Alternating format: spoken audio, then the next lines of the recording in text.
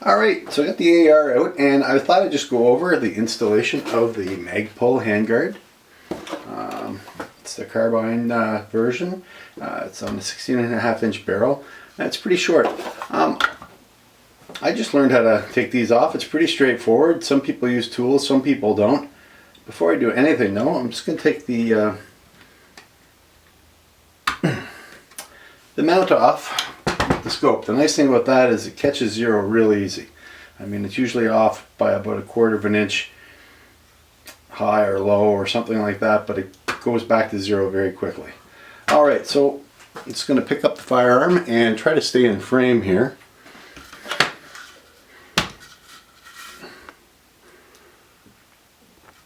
Alright, this clip spring here, and it's just basically spring loaded. Some folks use a tool, some people are the tool. Alright, let's see what we can come up with here. Alright, good. We got that separated. Alright, that wasn't very graceful, but alright. Alright, so that is the removal of the stock. I just did that just to show you what I went through with the original that came with it. Now I'm going to put it back on. Alright, so the stock is oriented in this direction. And you got these little leaves that kind of stick up over here, so gives it a nice look, I must say. And it sort of just wraps around your sight a little bit. Gives a really nice finished look. Pretty inexpensive unit too. I mean, this was $40 in Canada, so. And then use your thumbs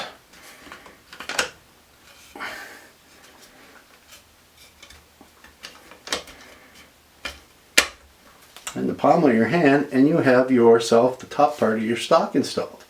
Now I'm just going to put the top part of the stock on right now. I like that. Here's my AR mount, because I'm going to take the bottom part and I'm actually going to put a section of rail on it. The one thing about Magpul that really I like a lot is their screws and their fasteners all come with a bit of Loctite on them. And that just, you know, smells of quality and that little extra detail, and really do appreciate that.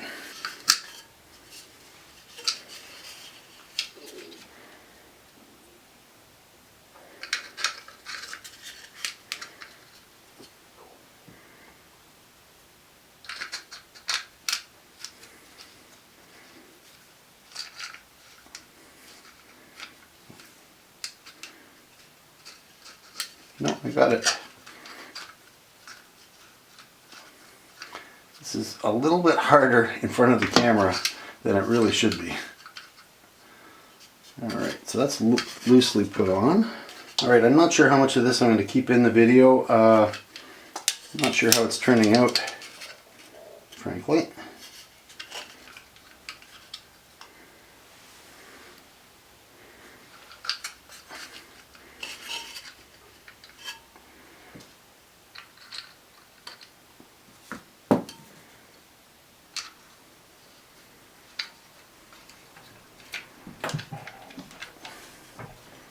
Okay, now I have it on there kind of just sort of finger tightened. And now I'm just going to play around with it a little bit and see if that's what I want. And yes, in fact, that's what I'm going to do, is I'm going to tighten it down to that level here. So what I've managed to do is put this on backwards. Instead of focusing on the job at hand, I was more worried about the camera angles. So what I'm going to do is I'm just going to loosen this front one here. So I'll be able to pivot around, and then I am going to remove this one and the safety clip that comes with it, or the attachment clip, pardon me, and see what we can come up with.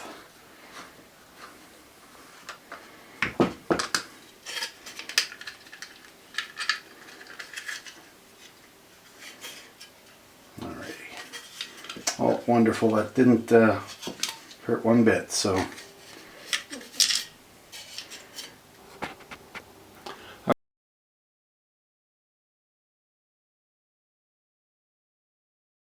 See, I've lined up the two gray connecting pieces, and basically that gives a threaded connector for the screw itself, or the hex bolt, which I'm trying to hold upside down here for you to see.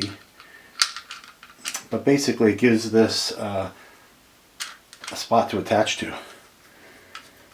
And just by feel, we have a rail connected to our foregrip.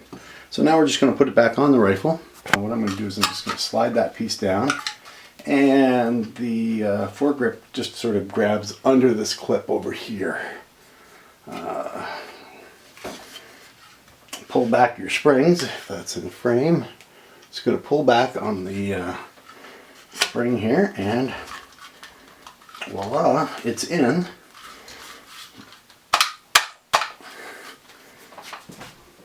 Alright, I have the UTG Bipod Tactical Op 1.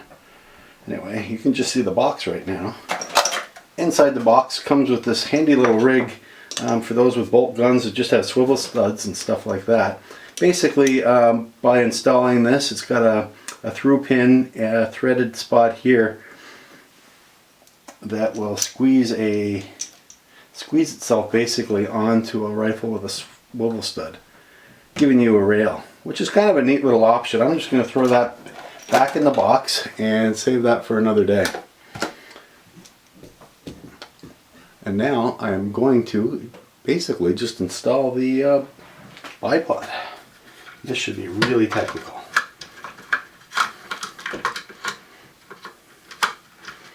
Okay, the only thing about this is I'm trying to catch it between the screws so it's got the most strength and the most stability. And there it is. And now I'm just going to put that back where I found it. So with the UTG quick release mounts, I like this thing on super tight. So usually what I'll do is I'll give it a quick little turn just before I put it on, just so I have to really work that to get that on. So quick release is a bit of a misnomer because that's going to be pretty hard to remove at the range without one of these.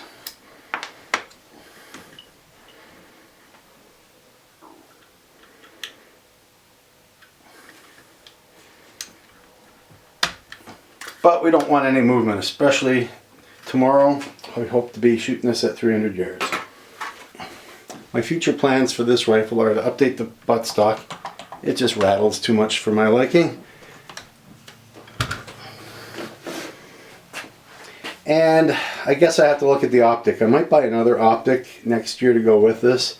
There's a 223 3x9, so I'm shooting out past 300 yards. I don't think the 1x4 is going to be enough magnification for my old eyes. So one of the other things I'd like to do is put the angled foregrip on here when I'm not using the bipod. And I think what I'm looking at with that might be getting a longer rail.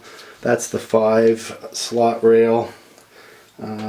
There's a 5, 7, 9, and it looks like an 11 slot rail. So probably looking at a 7 or a 9 slot rail. But I'll get one. I think I'll try to find a cheap airsoft one just to see if it works. And then from there, get the real deal. This thing is accessoried out.